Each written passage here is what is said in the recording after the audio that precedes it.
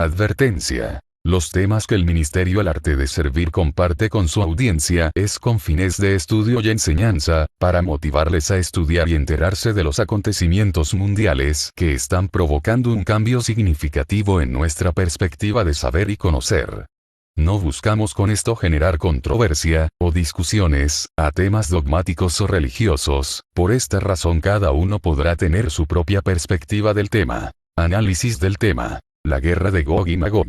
Desde el punto de vista profético, Israel es el reloj de Dios, el cronómetro que nos dice cuán cerca o lejos estamos de que concluyan los actuales tiempos de las naciones y de la Iglesia, y comiencen los tiempos mesiánicos del reino de Cristo. Precisamente por eso, por los acontecimientos que estamos presenciando, podemos estar seguros de que el mundo está a punto de cambiar abrupta y drásticamente, a partir de circunstancias que afectarán a judíos, cristianos y musulmanes, en primer término, pero también a las demás religiones de la tierra. Los judíos esperan la venida del Mesías por primera vez, los cristianos lo esperamos en su segunda venida. Ese grandioso advenimiento estará precedido por una serie de hechos mediante los cuales Dios irá preparando a la humanidad entera. Próximamente, Dios romperá el silencio que ha guardado hasta ahora respecto al pueblo judío, y volverá a actuar directa y portentosamente como lo hizo con prodigios admirables en el pasado. Toda la historia de Israel está caracterizada por diversos momentos de castigo y silencios divinos, siempre debidos a las infidelidades del pueblo adoptado por él. Las escrituras recalcan que las deportaciones y dominaciones, de Egipto, Babilonia, Persia, Grecia, Roma, fueron permitidas por Dios en vista de que los suyos quebrantaban la alianza. De suyo, esa dramática historia de correctivos por parte de Dios es la prueba indirecta de que efectivamente son el pueblo elegido, pues lo son con pesar de eso mismo. El último de los castigos de Dios sobrevino en el año 70 de nuestra era por haber rechazado a su propio hijo. El emperador romano Tito Flavio Vespasiano ordenó la destrucción total de Jerusalén, obligando a los judíos a abandonar la tierra prometida y emigrar a todo el mundo. Del templo, como lo predijo el mismo Jesucristo, no quedó piedra sobre piedra. Así, el último de los silencios de Dios respecto de los judíos, el presente, es el que va desde la extraordinaria manifestación divina el día de Pentecostés, hasta el toque de la primer trompeta del Apocalipsis. Se trata del silencio divino más largo de la historia. Ahora bien, el profeta Ezequiel predijo que, después de la dispersión, los israelitas volverían a reunirse en la tierra prometida. He aquí que tomaré a los hijos de Israel de entre las naciones a donde se fueron, y los reuniré y los traeré a su tierra. Ezequiel 37, 21. Esa profecía se cumplió el 14 de mayo de 1948. A partir de entonces comenzaron formalmente los así llamados últimos tiempos. En el Antiguo Testamento, la atención de Dios se centraba en los judíos y su presencia en la tierra prometida bajo la ley que Dios dio a Moisés. En el Nuevo Testamento, Dios guarda silencio respecto a su pueblo y su atención se centra en la Iglesia, ofreciendo la salvación a todos los gentiles. Cuando el llamado de Dios a formar parte de la Iglesia se haya completado, el tiempo de gracia terminará, Dios removerá a la Iglesia fiel mediante la primera resurrección y el arrebato de los fieles, y se volverá a concentrar en su plan de salvación sobre los judíos. Gracias al profeta Ezequiel sabemos de qué manera Dios romperá su silencio, antes de que inicie el periodo de la gran tribulación.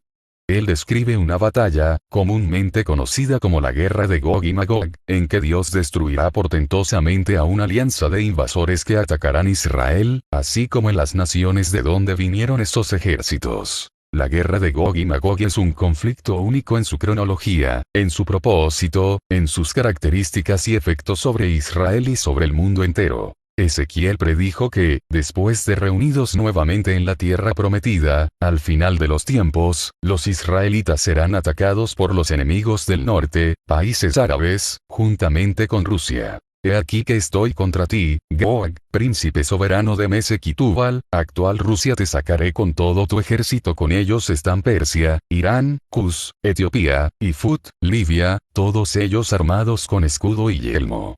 Gomer, con todas sus tropas, y la casa de Togarma, Turquía, desde el lejano norte con todas sus tropas y muchos pueblos contigo, después de muchos años invadirás un país salvado de la espada, reunido de muchos pueblos a los montes de Israel en los últimos días, atacarás a mi pueblo Israel como nublado para cubrir la tierra. Ezequiel 38, 3, 8, 16. A lo largo de los capítulos 38 y 39, los nombres de Gog y Magog son utilizados en forma conjunta como título que denomina la combinación de un gran adversario de Dios, Gog como un príncipe, y Magog como un país o región. Dos veces utiliza Magog para indicar el territorio de donde es originario el líder denominado Gog, que en hebreo antiguo significa encumbrado. Al mencionar a Gog como proveniente del lejano norte, Ezequiel parece estar denotando el nivel máximo de autoridad dentro de una alianza de naciones de lo que hoy son las ex-repúblicas soviéticas, territorio del antiguo reino de Anatolia y más allá del Cáucaso. Esa guerra mundial, en la que varios países se unirán para atacar a Israel, concluirá, dice Ezequiel, con una portentosa intervención divina que frustrará la invasión. Meses después tendrá lugar el falso acuerdo de paz firmado por el personaje a quien el profeta Daniel llamó la cuarta bestia, denominado por San Juan como el Anticristo, el cual dominará el mundo durante 7 años. Por otra semana sellará un pacto con muchos. Deuteronomio 9, 27.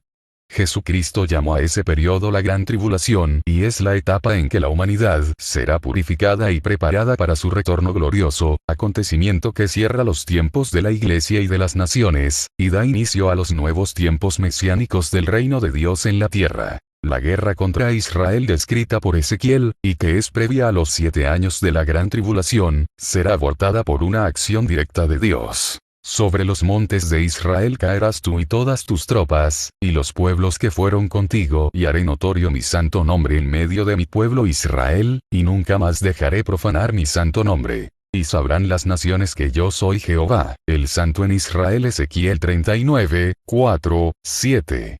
El profeta nos dice que los ejércitos que atacarán Israel serán derrotados de forma milagrosa y deslumbrante. Mediante un gran terremoto, Ezequiel 30, 19. Por tempestad, enormes granizos, fuego y azufre, Ezequiel 38, 22. Y por una confusión masiva en la que los agresores comenzarán a matarse entre sí, Ezequiel 38, 21.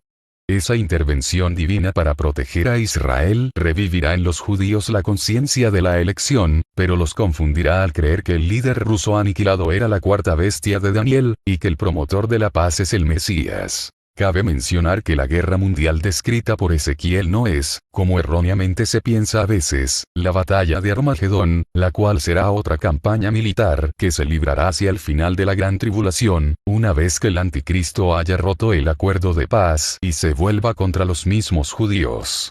La campaña de Armagedón es descrita por el apóstol San Juan en el libro del Apocalipsis, Apocalipsis 16, 12, 16, y es la que propiciará la parucía, pues Jesús en persona volverá para salvar a Israel de la destrucción que le pretenderá infligir el Anticristo. Con todo, a la guerra de Gog y Magog también se le puede llamar de Armagedón porque también tendrá lugar en el valle de Armagedón, llanura de Megido, al norte de Israel, pero claramente difieren una de otra, en el tiempo y en sus características. Los 7 años de la Gran Tribulación, también conocida como la 70 semana de Daniel por ser el periodo que falta a la profecía de las 70 semanas, de las cuales ya se cumplieron 69 semanas, son 2 partes divididas en 3 años y medio, de 1260 días exactos cada mitad, Apocalipsis 12, 14, 13, 5, Deuteronomio 7, 21. Esa mitad de la semana, es decir, a los 3 años y medio de iniciada la Gran Tribulación, cuando el Anticristo romperá el falso acuerdo de paz, proscribirá el sacrificio divino, y desatará la persecución contra todos los que no se sometieron a su gobierno. A mitad de la semana hará cesar el sacrificio y la ovación. Y en el ala del templo habrá abominaciones desoladoras hasta el final, cuando la ruina decretada se derrame sobre el desolador. Deuteronomio 9, 27. Previsiblemente, la guerra de Gog y Magog será posterior a un ataque previo de Israel contra Siria. Ese embate, que fue profetizado por Isaías, aparentemente refleja una agresión nuclear, ya que la capital siria será completamente destruida. He aquí que Damasco dejará de ser ciudad. Será un montón de ruinas. Cesará el reino de Damasco, y lo que quede de Siria será como la gloria de los hijos de Israel, dice Yahvé de los ejércitos. Isaías 17, 1, 3, 9. También Jeremías y Amós señalan que Damasco será destruida por el fuego, Jeremías 49, 23, 27. Amós 1, 3, 5. Isaías establece una relación entre la devastación del Líbano, Israel 10, 23, 25, 34, y la total destrucción de Damasco. Ambas naciones son asirias, y el Líbano ha estado esencialmente bajo control de Siria. La guerra de Gog y Magog traerá cambios significativos para Israel, para Medio Oriente y para el mundo entero. Israel atravesará por un proceso de limpiar y enterrar los cadáveres de sus enemigos que durará 7 meses, Ezequiel 39, 11, 16. Algunos estudiosos sugieren que la mención explícita de Ezequiel de 7 meses pudiera ser para indicar el tiempo que tardará en iniciar la gran tribulación después de la guerra de Gog y Magog, es decir, del momento en que el anticristo firmará el falso acuerdo de paz. Con la intervención divina en la guerra de Gog y Magog, Israel se despertará espiritualmente a Dios, al Dios de los milagros del Antiguo Testamento. Los judíos se congregarán festivos en Israel, mientras las naciones que pretendieron atacarla llorarán sus bajas. Israel expandirá sus fronteras, readquirirá control total sobre Jerusalén y reconstruirá el templo. El fin último del fundamentalismo islámico de borrar a Israel del mapa y dominar el mundo mediante la ley islámica será innegablemente rechazado por Dios. Las naciones de Medio Oriente y muchas personas reconocerán abiertamente al Dios de Israel. Erróneamente, el mundo entero proclamará que la guerra ocurrida fue la batalla de Armagedón, que el milenio de bienestar ha comenzado, y que el nuevo líder surgido de las cenizas del conflicto mundial es el Mesías esperado. Pero en realidad, lo que habrá empezado es el engaño supremo, y la batalla final entre el bien y el mal, entre el ungido de Satanás y el verdadero Mesías, el cual volverá 7 años después, al final de ese periodo de tribulación. Por más violento y corrupto que percibamos al mundo en la situación actual, por más ausente y silencioso que Dios nos parezca respecto a esta situación, la verdad es más que clamorosa. El silencio de Dios durante esta era se puede comparar a la quietud que precede la tempestad. La tempestad será el cumplimiento del periodo de juicios de Dios conocido en las profecías como el día del Señor. Dios no permanecerá silencioso por siempre. En palabras de Isaías, por amor de Sión no he de callar, por amor de Jerusalén no he de estar silencioso. Isaías 62, 1. El enfoque de la profecía de Gog y Magog es significativamente la implicación de Dios en primera persona. Él no usará a personas como Moisés o Aarón contra el faraón egipcio, como tampoco existe referencia aquí a los 2 testigos de San Juan, otra razón que lleva a concluir que esta guerra es previa a la 70 semana de Daniel.